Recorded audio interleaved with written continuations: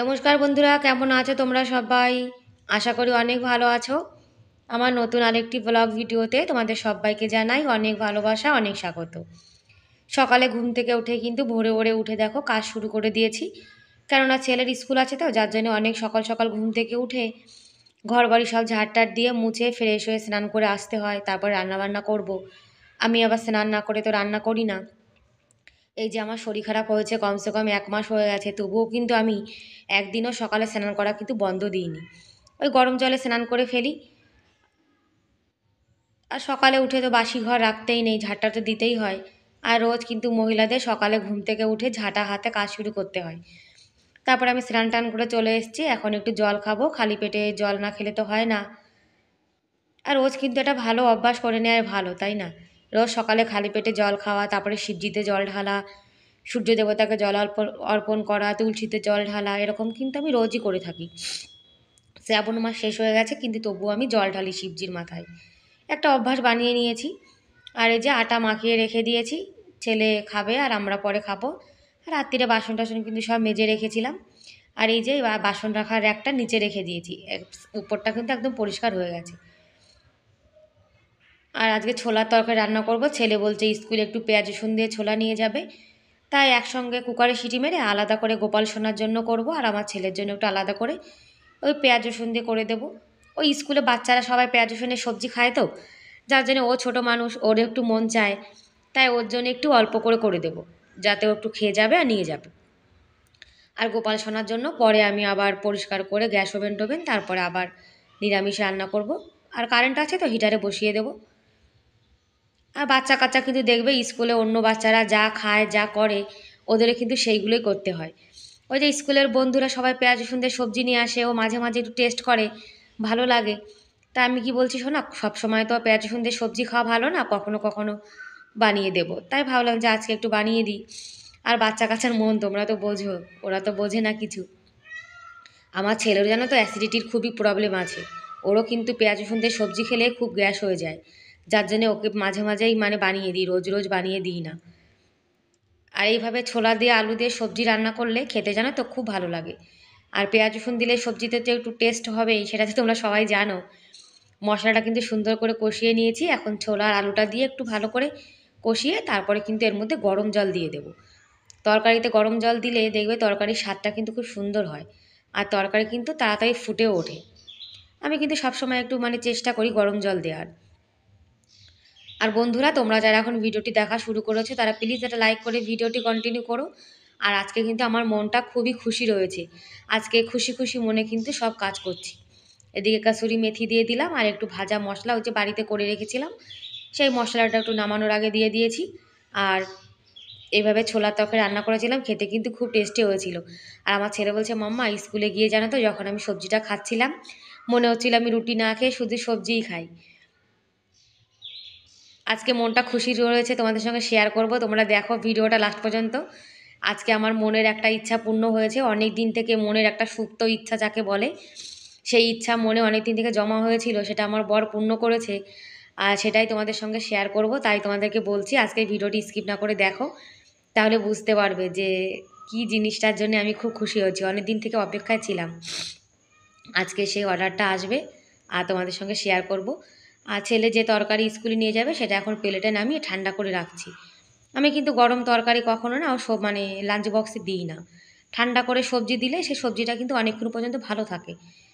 আর এখন দুটো রুটি বানাবো, শুধু মানে ও খাবে, আর দুটো রুটির মধ্যে যে রুটিটা ভালো হবে সেই রুটিটা ওকে দেবো। একটা রুটি নিয়ে যায় স্কুলে, তাও খেতে চায় না জানো তো, রুটি অত পছন্দ করে না। কিন্তু আমাদের এখানে সবাই তো রুটি খায় স্কুলে, যার জন্য ও আর ভাত নিয়ে যায় না, রুটিই নিয়ে যায়। দুটো রুটি বানাবো, একটা যেটা ও না খাবে সেটা আমি পরে চা দিয়ে খেয়ে নেব। এদিকে ছেলের রান্নাবান্না হওয়ার পরে তারপরে গোপাল সোনার রান্না বসাবো। আজকে সকাল সকাল উঠেছি তো, যার জন্য কাজও কিন্তু অনেক তাড়াতাড়ি হয়ে যাবে। আর সকালে দেখবে ঘুম থেকে যদি আমরা লেট করে উঠি তাহলে কিন্তু সব কাজ করতে আমরা লেট হয়ে যায়। আর বিশেষ করে যেদিন বাচ্চা কাচ্চার স্কুল থাকে সেদিন কিন্তু মায়েদের একটু তাড়াতাড়ি উঠতে হয়। আর তাড়াতাড়ি উঠলে ঘরের কাজও তাড়াতাড়ি হয়ে যায়, টেনশনটাও কিন্তু অতটা নিতে হয় না। আর লেট করে ওঠো কিংবা তাড়াতাড়ি ওঠো, ঘড়ির কাঁটার সঙ্গে তাল মিলিয়ে তো কাজ করতেই হবে। ঘড়ির কাঁটার সঙ্গে তাল মিলিয়ে কাজ না করলে সময় কিন্তু কারোর জন্য অপেক্ষা করে না, সময় ঠিক সময়ের টাইমে চলেই যাবে। আর সময়ের কাজ সময়ে না করলে সে কাজটা কিন্তু পেছনেই রয়ে যায়। আমি যখন রুটি বানাই আর রুটি না ফলে আমার যেন একদমই ভালো লাগে না। রুটি ফুললে দেখো আবার উল্টে পড়েও গেছে, মানে তাড়াতাড়ি কোনো কাজ দেখবে হয় না। তাড়াতাড়ি কাজ শয়তানের একটা কথা আছে না, তা আমার সেই অবস্থা হয়েছে, তাড়াতাড়ি হচ্ছে না। আর রুটিতে একটু ঘি লাগিয়ে দেবো, তাহলে রুটিটা অনেকক্ষণ পর্যন্ত নরম থাকবে। কেননা স্কুলেতে অনেকটা টাইম বাদ, মানে অনেকক্ষণ পরে লাঞ্চ হয়। আর এমনি রুটি রেখে দিলে দেখবে কেমন শক্ত হয়ে যায়, আর ঘি দিয়ে রেখে দিলে এই রুটি কিন্তু সারা দিন পর্যন্ত নরমই থাকবে। আর ঘি ছাড়া রুটি যেন তো একদমই ভালো লাগে না খেতে। এদিকে ছেলে কিন্তু খেয়ে দিয়ে রেডি হয়ে গেছে, এখন ওর পাপা নিয়ে যাচ্ছে, বাস আসবে একটু পরেই। আর ওয়েদারটাও কিন্তু আজকে ভালো আছে, হালকা হালকা একটু রোদ্দুরে উঠেছে। আর আমাদের সবার কিন্তু স্নান টান সবই হয়ে গেছে। আর এরকম ওয়েদার থাকলে কিন্তু ভালো লাগে। তুলসী গাছগুলো দেখো, সেদিন ওই ময়ূর এসেছিল না, ময়ূর এসে তুলসী গাছের কচি কচি পাতাগুলো সব খেয়ে চলে গেছে। আর ময়ূর জানো তো খুব বদ, ছোট ছোট যে গাছের কচি কচি পাতা হয় সেগুলো সব খেয়ে যায় জানো তো। সেদিন আমি ভিডিও বানাচ্ছিলাম, আমি বুঝতে পারিনি যে ও কেন নিচে এসেছিল। ও নিচে ওই তুলসী গাছের পাতাগুলো খাওয়ার জন্য এসেছিল। আর আমি জানি না, পাগলের মতো শুধু ভিডিও বানিয়ে গেছি। তারপরে দেখি তুলসী গাছের কচি আগাগুলো একদমই নেই। আবার দেখো কি ভুলে গেছে, সেটা নেওয়ার জন্য আবার কিন্তু চলে আসবে। বেলেট নিতে এসছে, বলছে নখ কাটবে, নখ কাটার মেশিনটা খুঁজে পাইনি, যার জন্য দেখো বেলেট নিতে এসছে। আবার চলে যাচ্ছে ওই যে।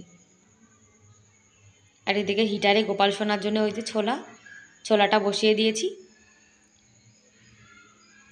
আর একটু ভাজা মশলা দিয়ে দিলাম, ওই যে ভাজা জিরে শুকনো লঙ্কা গরম মশলা একটু বেটে তারপরে দিয়ে দিয়েছি। নিরামিষে কিন্তু এরকম আদা জিরে বেটে দিলেও কিন্তু ভালো লাগে খেতে।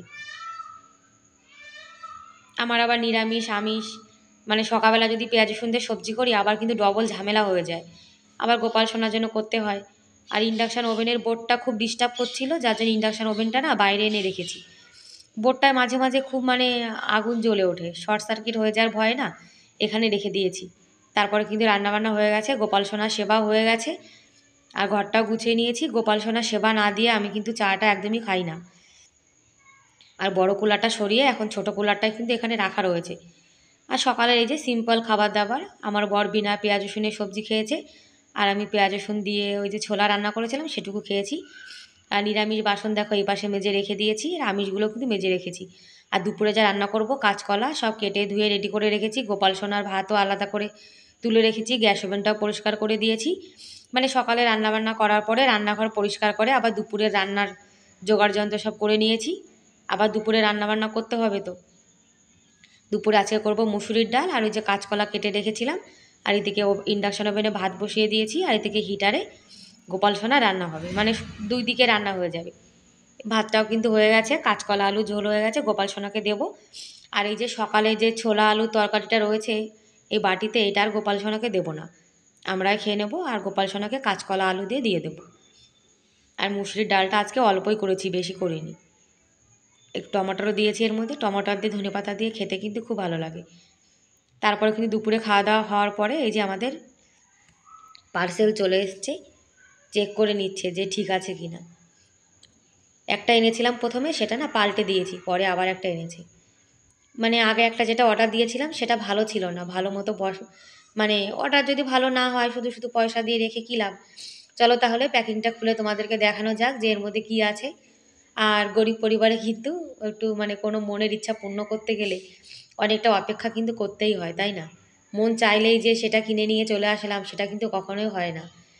অনেক দিন থেকে মনের ইচ্ছা ছিল, বরকে বলছি, বলতে বলতে তারপরে কিন্তু এনে দিয়েছে। আমি এই ওভেনটা কিন্তু সবার বাড়িতে দেখেছি, আর আমার অনেক দিনের মনের ইচ্ছা ছিল আমি এরকম একটা ওভেন কিনবো, একদম অটোমেটিক, যা লাইটটা থাকবে না, আপে নেওয়া জ্বলে যাবে, মানে সেইভাবে এইটা নিয়েছি দেখো। আর আমার গ্যাস ওভেনটা কেমন লেগেছে তোমরা কিন্তু কমেন্ট করে দিদিভাইরা অবশ্যই বলো। আর আজকের ভিডিওটা কেমন লাগলো কমেন্ট করে কিন্তু অবশ্যই জানিও। আর ভিডিওর কোনো অংশ যদি ভালো লেগে থাকে তাহলে প্লিজ একটা লাইক করে দিও। আর আমার চ্যানেলে তোমরা আজকে যারা নতুন আর ভিডিওটি দেখছো, তোমরা চাইলে আমার চ্যানেলটিকে সাবস্ক্রাইব করে আমার এই ছোট্ট পরিবারের পাশে থেকে যেতে পারো। আর এই কাজটি যারা অলরেডি করে দিয়েছো তাদেরকে অসংখ্য ধন্যবাদ। আর যারা আমার ভিডিও দেখো আর সুন্দর সুন্দর কমেন্ট করো, তোমাদের কিন্তু আমার ভিডিও দেখার জন্য আর কমেন্ট করার জন্য অনেক অনেক ধন্যবাদ। তোমরা যে যে দিদিভাইরা ভালোবেসে আমার ভিডিও প্রতিনিয়ত দেখো, আমি কিন্তু সেই সব দিদিভাইয়ের ভিডিও কিন্তু টাইম মেনেই দেখি। কিন্তু সবসময় তো আর মানে ভিডিও আপলোডের সঙ্গে সঙ্গে দেখা হয় না। একটু লেট করে হলেও কিন্তু আমি ভিডিও দেখি। তারপরে এই ওভেনটা এখন সরিয়ে রেখে এই ওভেনটা নেব। আর এই ওভেনটা জানো তো চওড়ায় লম্বায় কিন্তু অনেক বড়। আর এই নতুনটা দেখো এর থেকে কতটা ছোট, হাইটেও যেমন ছোট, লম্বায়ও কিন্তু ছোট। এগুলো মানে যে ছোট যে কিচেনগুলো হয়, সেই কিচেনের জন্য কিন্তু এগুলো খুবই ভালো। আর স্টিলের ওভেনটার জন্য কিন্তু আমার পুরো কিচেনটা একদম মানে কি বলবো, জাম হয়েছিল। আর এটা রাখার পরে পুরো কিচেনটা দেখো পুরো ফাঁকা হয়ে গেছে। মানে লম্বায় চওড়ায় সব দিক দিয়ে কিন্তু একদমই ছোট্ট একটা ইন্ডাকশান ওভেন, মানে ইন্ডাকশান ওভেনের মতোই একদম ছোট্ট একটা। এটা কিন্তু কোথাও গেলে হাতে করে তুলে নিয়ে চলে যাওয়া যাবে।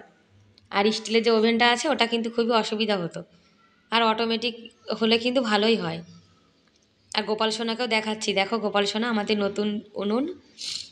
আর নতুন কোনো জিনিস আনলে কিন্তু মা অন্নপূর্ণাকে এভাবে একটু পুজো টুজো করতে হয়, আর বিশেষ করে গ্যাসের জিনিস। ব্যাস বন্ধুরা, তাহলে আজকের মতো এ পর্যন্তই। Bye bye.